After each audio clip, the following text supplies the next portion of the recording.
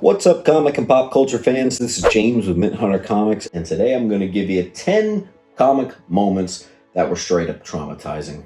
I'm not talking about things that were unpopular or things that were controversial. I'm talking about those comics where you read the panel or the page and you felt that nasty gut feeling in your stomach. Don't forget to like and subscribe and comment down below. I am sure there's going to be some here that didn't make mention. Oh, and if you've got a spare $1.99 a month, consider joining the channel. You get access to early videos, exclusive polls, all kinds of stuff. Going forward in the new year, this is now my main job. Call me stupid, but there it is. So that can kind of go a long way. Let's start the list off not so subtly with the time that Carnage killed his dog with a power drill.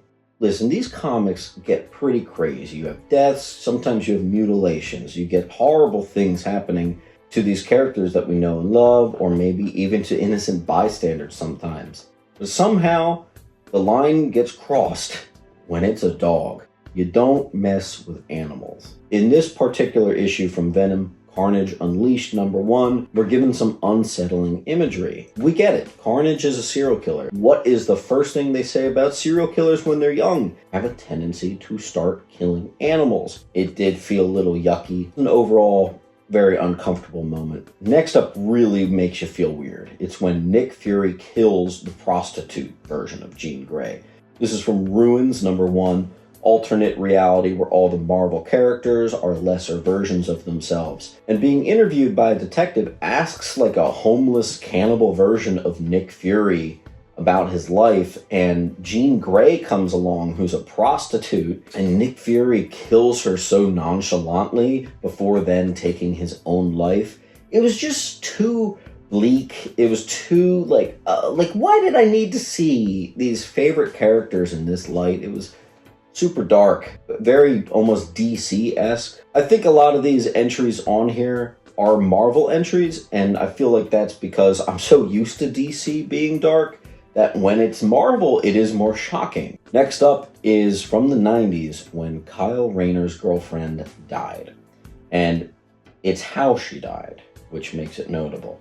This was not a Black Label book. It wasn't a one-shot that we're not caring about the Comics Code Authority. This was a 1994 comic in Green Lantern 54 in which Major Force, a DC villain, off-camera shoves Alex, Kyle Rayner's girlfriend, into a fridge. By this point, she's had a couple issues, you've gotten to know her a little bit, and you liked her.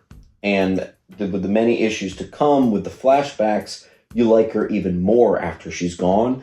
So it hurts, and as a kid, it was... Ugh. In my little kid brain, I had never imagined anything that grotesque, and here it was in a general audience book.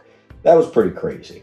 Next up, you have Scarlet Witch and Quicksilver's incest scene from Ultimates 3. This is made especially weird because it's Wolverine watching them through the bushes, which in that universe is hinted at possibly being their father, but it's Scarlet Witch and Quicksilver, which are brother and sister, that were getting real hot and heavy right in the middle of this comic. And it was weird. And it was, I mean, it's joked about now, but it was bizarre and it was a little uncomfortable. Bizarre is the best way to say it. Thank God that never happened in the MCU. Not that it would, but still, thank God. Next up is Thanos dissecting his mom. Yes, that's right. Thanos' mother didn't like him. Thought that he was a little bit of an outcast and looked different, while Thanos, in his quest for revenge, grows up a little bit and actually dissects his mother while she's still alive. Listen, Thanos is a bad guy. We're not debating that. But do we really have to get a scene of him dissecting his living mother? Well, I guess it definitely portrays the fact that, yes, in case you didn't know, he is a villain. So it's effective, but it did give you that little bit of an icky feeling. Next up is a very recent book, and it's Bane killing Alfred. As Bane and Flashpoint Batman put a notice out to all the heroes of the Bat family, don't enter Gotham, this is our zone now, this is Bane City. They were told the consequences would be dire, and I'm pretty sure all the members of the Bat family knew that it's frickin' Bane, so those are not idle threats. Adding a horrible level of guilt to the story, Damian Wayne enters Gotham despite the advice from the other members of the family. And he does get caught. And he wakes up across from Alfred being told, you know this has to happen, you broke the rules. And there's just nothing he can do. Bane snaps Alfred's neck right in front of Robin as he cries hysterically. And we as the readers also cry hysterically because it's freaking Alfred! A few issues later, when Batman finally comes back, how they drew his absolute anguish at seeing Alfred dead haunts me forever. And I'm a grown-ass man, and I'm saying that that was heavy stuff. How about Craven the Hunter killing himself? In this amazing story, which happened in Amazing Spider-Man 294, this is that great arc where Craven beats Spider-Man. He sees himself as the final victor. He gets his wish in the end. But in the end, it can't save him from himself, and he does commit suicide. And suicide in general is just one of the worst things that you can possibly show in movies and TV, but it is reality. It does happen. And we were really sold on it with Craven, and it was crazy because Craven's a main character, and it was just kind of nuts that that happened. And it was nuts at the time. It's kind of nuts still, and that book will live on for many reasons as Craven's last hunt. Next up is literally any panel from Batman Vampire. Red Rain, Crimson Mist, you name it. There's 3 books. They each got progressively crazier. Now listen, you're reading a book that's basically Batman as a vampire. Or the first book, he's just fighting a vampire because he's not a vampire yet. But that Kelly Jones art, man, I've talked about that like in 5 different videos on this channel talking about that book. I used to go to the library after school and read that one. It's just seeing Batman fighting the vampires, eventually becoming a vampire.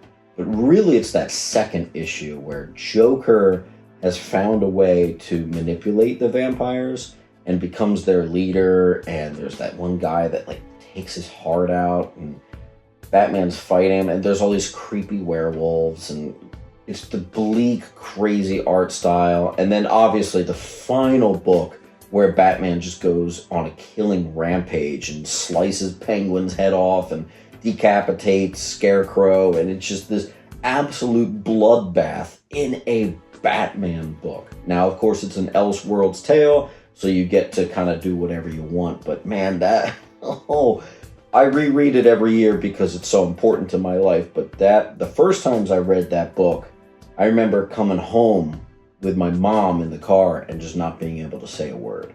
You knew this next one would be on here. Sins Past. This is the Spider-Man Arc, which is probably the most hated. A lot of people don't like that Mephisto one, but that one's just unpopular. This one was unpopular and a little bit traumatizing. Because I gotta tell you, nobody wanted to see that blatant disregard and disrespect for all those years of canon just to have Gwen Stacy shack up with Norman Osborn Green Goblin. I hate how they draw him. I hate how they did that. I really freaking despise that run. It's a compilation of so many bad ideas put into one book that I wish it was more Elseworlds, but unfortunately it's not.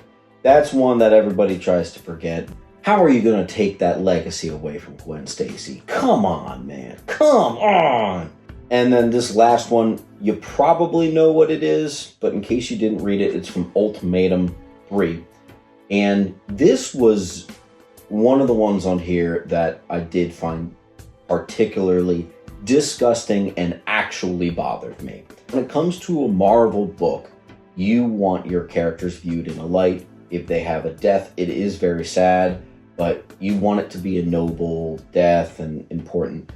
Instead, you get this horrific scene of Hank Pym trying to search for his wife, only to come across that she is being slowly eaten by the Blob, who is saying that she tastes like chicken. This is one of those panels that is seared in our minds. It is absolutely insane, grotesque, and a little off-putting and in bad taste, I think, to have the Wasp killed in this way. Luckily, the Blob does get his comeuppance, but still, look, I'm down for the crazy stuff, but that was a wild one. I didn't like that. I don't think a lot of people liked that one, and you just can't unsee it. Okay, guys, what I missed? Pop it down in the comments below, and as always, collect what you love, read what you love, keep on hunting.